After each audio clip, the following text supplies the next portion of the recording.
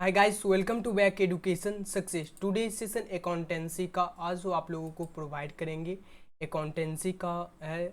और आप लोगों को इन्हें ये प्रोवाइड करेंगे तो क्लास 12th का जो है अकाउंटेंसी का लेखा शास्त्र का उसका आप लोगों को चैप्टर वाइज कौन सा चैप्टर जो है इम्पोर्टेंट है 2023 के एग्जाम में पूछे जाएंगे, ये सब आप लोगों को आज प्रोवाइड करेंगे। तो सभी स्टूडेंट को वीडियो के अंत तक वॉच करना है। तो सभी स्टूडेंट को एकदम लाइक और सब्सक्राइब और शेयर एकदम जमकर करते हुए चलना है। तो आज का सेशन शुरू करते हैं बिना टाइम वेस्ट किए हुए। सभी स्टूडेंट को लाइक और सब्सक्राइब और शेयर एकदम जमकर करते हुए चलना है। तो आज का सेशन शुरू करते हैं।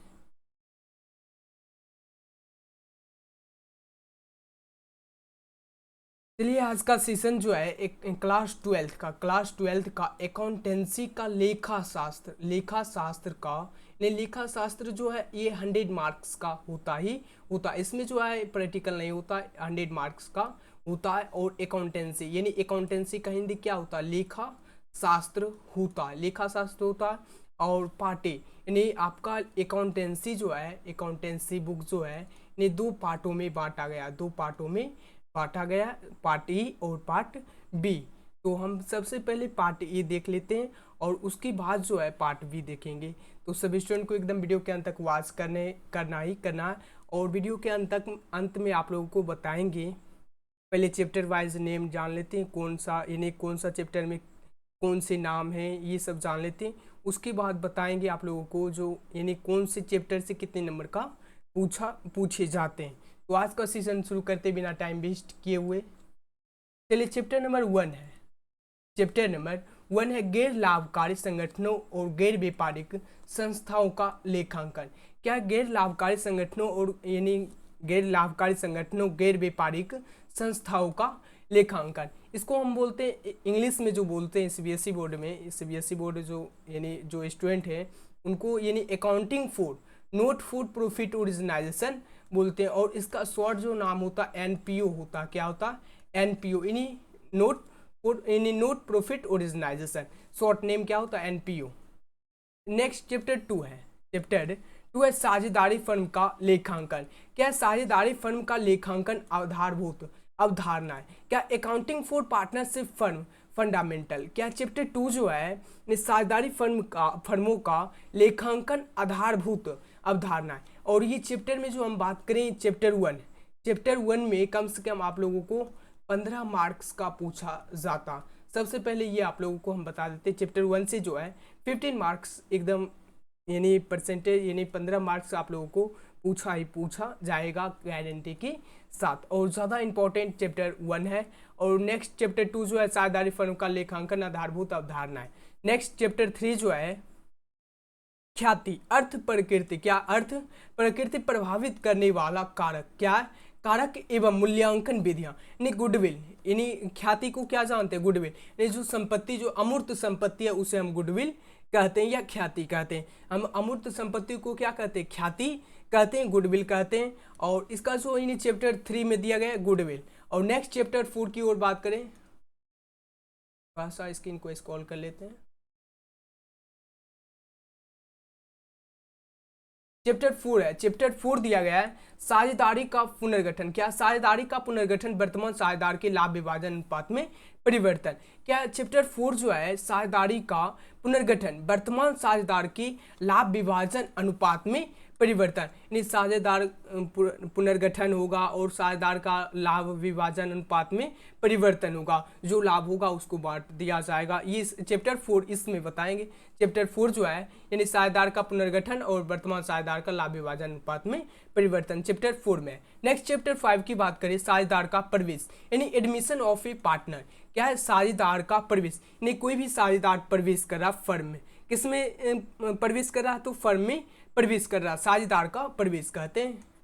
साझेदार का प्रवेश कोई भी यानी साझेदार जो है फर्म में प्रवेश करता है उसे हम क्या कहते हैं? साझेदार का प्रवेश, admission of A partner. Next chapter 6 की बात करें साझेदार का अवकाश ग्रहण यानी कोई भी साझेदार जो है यानी फर्म से अवकाश ग्रहण यानी क्या छोड़ना चाहता, फर्म को क्या करता है? छोड़ना चाहता, उसे हम कहते हैं साझेदार का अवकाश ग्रहण, retirement of A partner. Next chapter 7 की बात करें साझेदार की मृत्यु। क्या कोई भी साझेदार का फर्म में यानी कोई भी साझेदार जो है फर्म में काम कर रहा उसकी मृत्यु हो जाए, यानी क्या बोलते हैं, डेथ ऑफ ए पार्टनर, यानी साझेदार की मृत्यु तो डेथ ऑफ ए पार्टनर, ये चैप्टर 7 में। नेक्स्ट चैप्टर की बात करें चैप्टर 8।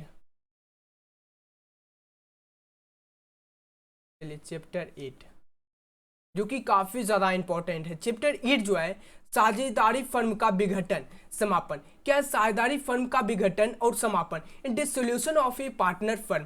क्या है डिसोल्यूशन फर्म का यानी क्या साझेदार फर्म का विघटन समापन, डिसोल्यूशन ऑफ पार्टनरशिप फर्म। और काफी ज्यादा इंपॉर्टेंट है चैप्टर 8। क्या है 3 स्टार हम लगा सकते हैं। इसमें जो है VVI यानी इसको इससे हर साल जो है आपको 15 से 20 मार्क्स, 15 से 20 मार्क्स यानी 15 से 20 मार्क्स यानी एवरी ईयर्स में पूछा जाता है, यानी एवरी ईयर्स जो है आप लोगों का पूछा जाता, 15 से 20 मार्क्स इससे पूछा जाता।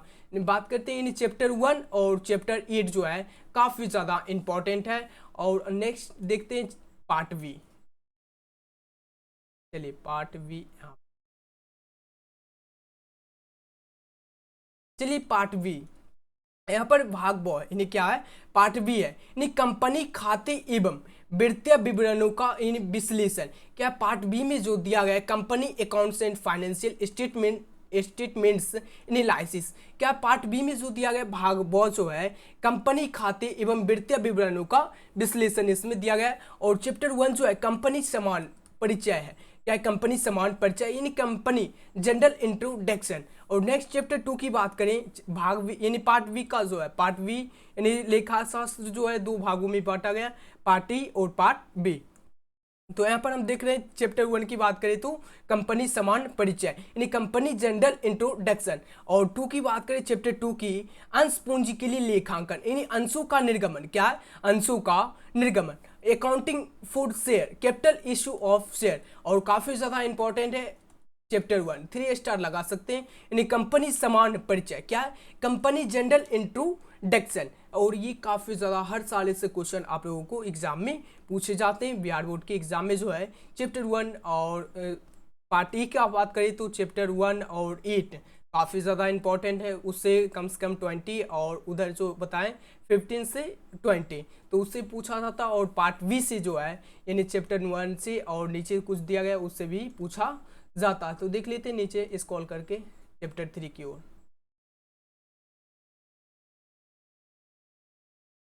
चलिए चैप्टर 3 है, चैप्टर 3 है अंशों का हरण। क्या अंशों का हरण एवं पुनः निर्गमन।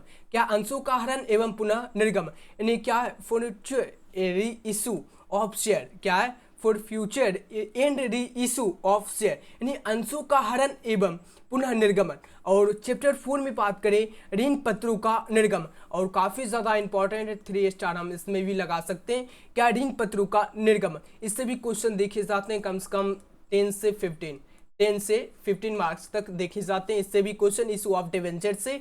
और चैप्टर 5 की बात करें ऋण पत्रों का शोधन।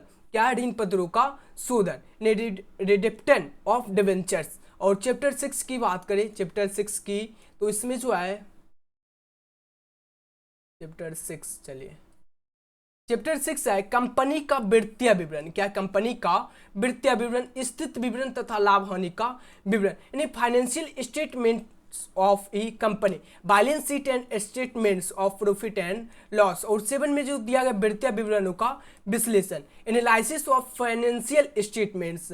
और चैप्टर 8 की बात करें चैप्टर 8 जो है नीचे दिया गया, स्क्रॉल डाउन करके देख लेते हैं।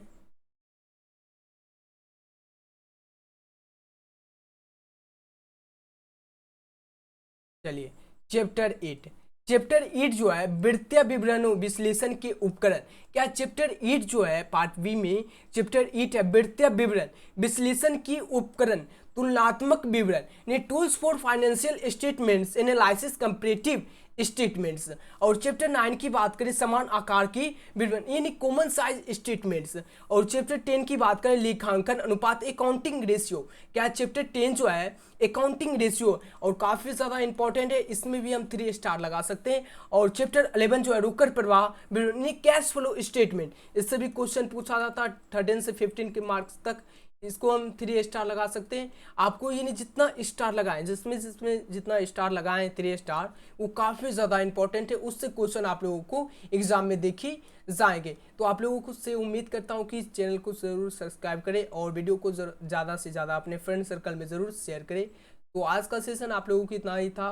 यानी 23 के एग्ज़ाम में जो है एकदम कमाल कर देना। और आपको ये टॉपर के पीछे जो रहता है, पहले सिलेबस समझ लेना। क्या है 2023 के जो है पहले सिलेबस समझ लेना, जो कौन से चैप्टर से जो है कितना मार्क्स का पूछा जाता है और क्या पूछा जाता, ये सबसे पहले समझ लेना। उसके बाद वो तैयारी में लग जाते हैं और एकदम कमाल करके ही छोड़ते हैं। जैसे आप लोगों को चैप्टर 1 में बताएं, गैर लाभकारी संगठनों गैर व्यापारिक संस्थाओं का लेखांकन, इससे हम कितना बताएं 20 से 25 मार्क्स तक इससे पूछा जाता। सिर्फ इससे क्या है, गैर लाभकारी संगठनों गैर व्यापारिक संस्थाओं का लेखांकन जो है कम से कम इससे जो है 20 से 25 मार्क्स का इससे पूछा जाता है। और नेक्स्ट की बात करें, नेक्स्ट चैप्टर की बात करें, थोड़ा सा और स्क्रॉल डाउन कर लेते हैं।